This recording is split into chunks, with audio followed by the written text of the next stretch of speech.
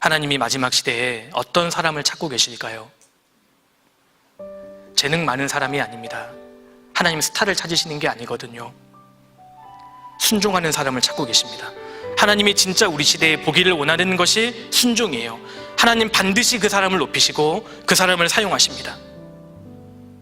실제로 하나님께 귀하게 쓰임받았던 사람들은 하나같이 순종의 자리에 있었던 사람입니다. 요셉이 왜 당대에 가장 귀하게 쓰임받았을까요? 요셉은 순종의 사람이었습니다. 아버지 야곱이 심부름을 시켰잖아요. 형들이 세겜에 가서 양을 치고 있는데 좀 안부를 좀 알아가지고 와라 하니까요, 헤브론에 살고 있었거든요. 헤브론에서 세겜까지는 약 80km가 떨어져 있습니다. 그 당시에 자전거가 있어요, 지하철이 있어요. 요셉이 묵묵히 순종합니다. 80km 이동해서 세겜까지 갔는데 형들이 보이질 않는 겁니다. 알고 봤더니 도단까지 갔다네요. 세겜에서 도단까지는 24km가 더 떨어져 있습니다. 결과적으로 요셉은 아버지 심부름 하는데요, 104km 이동한 겁니다. 아버지의 권위에 철저히 복종했던 사람이 요셉이었던 겁니다. 결국 정말 억울하게 보디발의 노예로 팔려가잖아요. 보디발 집에서는 노예로서 최선을 다해 섬겼던 겁니다. 보디발 아내 때문에요, 감옥에 들어갔는데 감옥에서도 관원들을 섬기는 거 보셔요. 요셉은 질서를 알고 억울하지만 그 질서에 복종할 줄 아는 사람이었어요. 때가 되니까요, 요셉을 높이셨잖아요. 이걸 우리가 믿어야 합니다.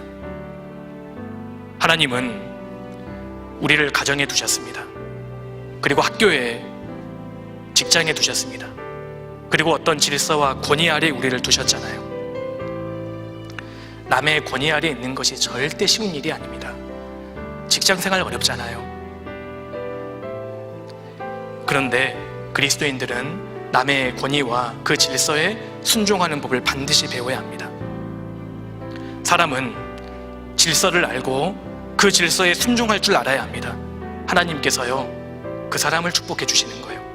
젊은 자들아, 이와 같이 장로들에게 순복하고 다 서로 겸손으로 허리를 동이라. 하나님이 교만한 자를 대적하시되 겸손한 자들에게는 은혜를 주시느니라. 그러므로 하나님의 능하신 손 아래서 겸손하라. 때가 되면 너희를 높이시리라. 교회 안에서 맡겨진 세상의 제도 안에서 순종하고 복종하는 법을 배워가는 사람, 그런 겸손한 사람에게 하나님의 은혜가 있고 주님께서는 그를 귀하게 사용하시는 겁니다. 하나님께서 우리를 어떤 권위 아래 두실 때가 있습니다. 어떤 질서 밑에 두실 때가 있습니다. 내가 언제까지 이렇게 살아야지 라고 힘들어하지 마세요. 하나님께서 뜻하신 바가 있어서 나를 지금 이곳에 두신 겁니다. 이 시간을 내가 정말 겸손하게 순종하면서 보내야겠다, 그 결심이 필요합니다. 하나님의 능하신 손 아래서 겸손하라. 때가 되면 너희를 높이시리라. 이 말씀은 분명한 법칙입니다. 요수아는 모세의 권위 밑에서 40년 동안 모세를 섬겼습니다. 그 사람이 이스라엘의 지도자가 됐잖아요. 다윗도 사울 왕궁에 들어가서 사울을 철저히 섬겼습니다. 때가 되니까 이스라엘의 왕이 됐습니다. 우리 주님도 공생애 시작하시기 전에 30년 동안 아버지 요셉과 어머니 마리아의 권위 밑에서 철저히 복종하셨습니다. 12 제자들은 3년 반 동안 주님 말씀이라면 절대 복종했잖아요. 그들이 초대교회의 사도들이 될 수 있었던 겁니다. 그러니까 지금은요, 하나님이 나를 준비하시는 과정인 거예요. 이것이 하나님이 사람을 준비하시는 방법입니다. 질서에 순종할 줄 알아야 합니다. 하나님께서 나를 어떤 질서 아래에 두게 하신 것을 정말 우리가 감사해야 합니다. 이 과정을 통해 내게 하실 일이 있으신 겁니다. 나를 영적으로 더 깊어지게 하고 나를 깎으시고 더 지혜롭게 하시고 준비시키는 겁니다. 그래서요, 내가 지금 처한 이 상황이 하나님께서 허락하신 영적 훈련소다, 이런 마음을 가져야 합니다. 하나님이 지금 나를 준비시키시는 과정이구나. 가정에서, 또 직장에서, 학교에서 내 리더로 까다로운 사람이 있을 수 있습니다. 폭언을 일삼고 정말 불합리한 사람들이 있잖아요. 그런 사람들 밑에 있다 보면 지금 내가 괜히 생고생만 하는 거 아니야? 내가 지금 이렇게 시간 낭비하는 것 아니야? 하나님을 원망할 수도 있고 재수없다고도 생각할 수 있습니다. 그런데 생각해 보세요. 성경 속에 나오는 믿음의 사람들이 섬겼던 리더들이요, 다 정상적인 사람이 있었던 것만은 아닙니다. 다윗이 섬겼던 리더 사울은 불안정한 사람이었습니다.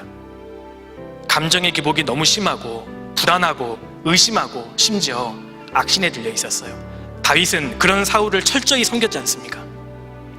느헤미야가 섬겼던 아닥사사 왕이 어떤 왕인지 아십니까? 진짜 괴팍한 왕이었습니다. 에스더가 섬겼던 아하수에로 왕은 진짜 불안정하고 신하들을 견제하고 숙청하는 왕이었습니다. 다니엘이 섬겼던 느부갓네살 왕, 다리오 왕은 진짜 나쁜 악인이었습니다. 그런데요, 그들이 하나같이 하나님의 사람들은 총애하는 거 보세요. 하나님 그 모습을 보기를 원하시는 겁니다. 하나님께서는 때로 이상한 사람들, 까다로운 사람들 밑에 하나님의 사람들을 두셔요. 그 과정을 통해서 사람을 준비시키시는 겁니다. 그리고 선한 영향력을 미쳐갔잖아요. 사환들아, 범사에 두려워함으로 주인들에게 순복하되 선하고 관용하는 자들에게만 아니라 또한 까다로운 자들에게도 그리하라.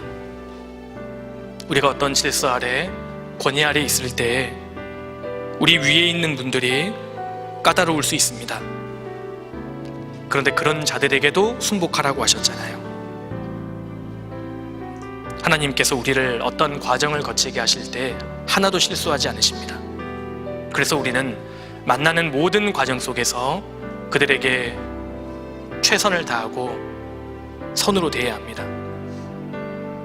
성경 속에서 하나님께 정말 귀하게 쓰임받았던 사람들의 공통 핵심이 질서에 순종하는 거였습니다. 하나님은 누가 순종하는가를 보시고 그 사람을 귀하게 사용하셔요.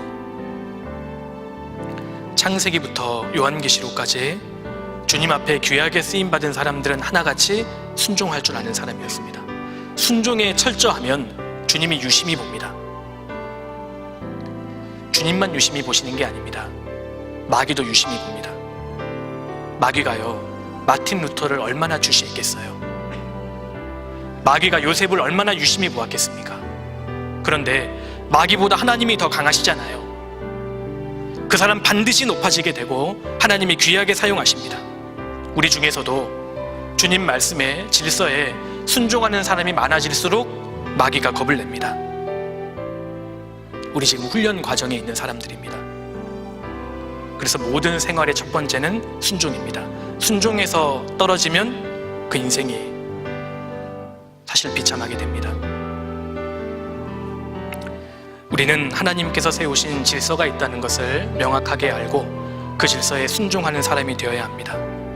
질서를 알고 질서에 순종하는 사람은 당장은 눈에 띄지 않습니다. 그런데 반드시 축복을 받게 됩니다. 이건 하나님의 약속이니까요.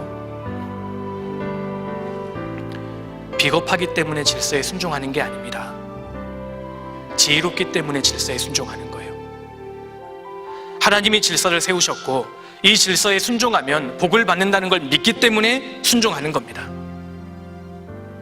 순종은 우리 일평생의 과업입니다.